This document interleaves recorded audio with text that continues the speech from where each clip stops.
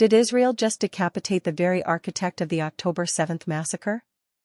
The news emerging from Gaza is monumental, claiming the life of a top Hamas strategist directly linked to the planning of that horrific day. This isn't just another strike, it's a bold statement, a calculated move in a war that has already reshaped the region. Before we dive deeper into the implications of this major development, if you want to stay on top of everything happening in US politics and its global ripple effects, hit that subscribe button right now and leave a like.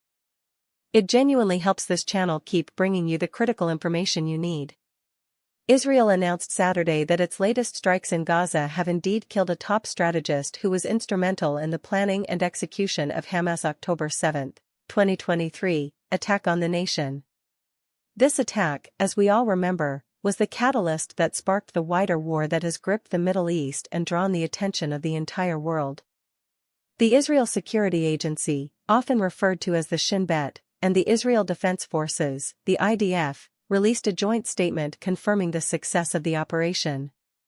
According to details emerging from this joint statement, the operation was the culmination of extensive intelligence gathering and a precise military action.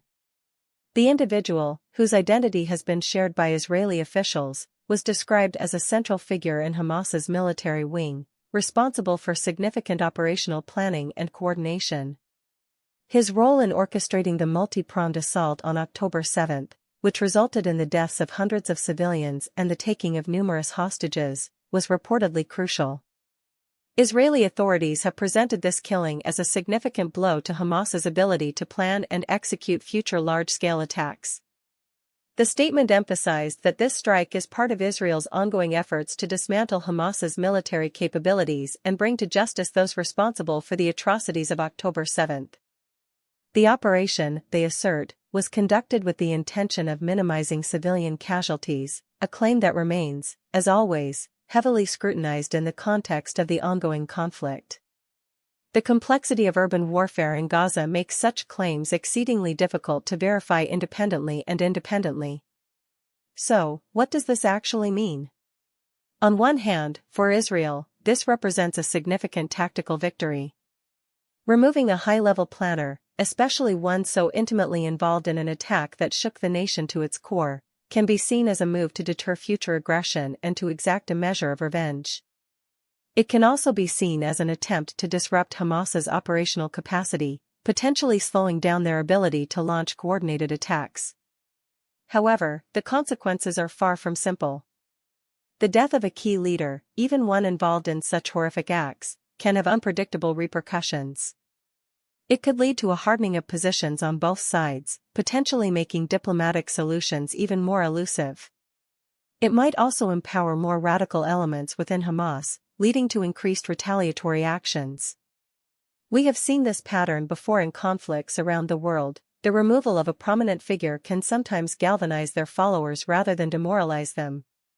Furthermore, this strike will undoubtedly intensify the international debate surrounding the conduct of the war. Accusations of extrajudicial killings and disproportionate force are likely to resurface with renewed vigor.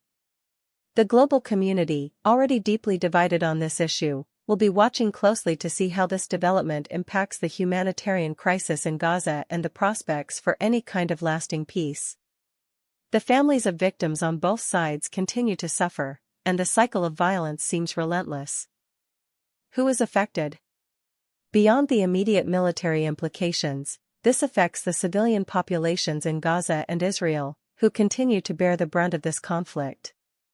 It affects regional powers who are attempting to manage the fallout and prevent a wider conflagration. And it affects the United States, which remains a key player in diplomatic efforts and a staunch ally of Israel, caught in the difficult position of supporting a nation's right to defend itself while also advocating for humanitarian concerns and international law. The possible outcomes are varied and uncertain. This could be a turning point, leading to a new phase of the conflict with different dynamics. It could also be a symbolic victory that ultimately changes little in the grand scheme of things, leaving the underlying issues unresolved. The potential for further escalation is always present, as is the slim hope for a renewed push for de-escalation and a pathway to a more stable future. The road ahead is fraught with peril and uncertainty. So, what do you think about this? Does the killing of a Hamas strategist responsible for the October 7th attacks bring Israel closer to security, or does it risk further igniting the conflict? Drop your opinion in the comments below. I read every single one. This is a complex and rapidly evolving situation, and staying informed is more critical than ever. We will continue to monitor developments closely and bring you the analysis you need.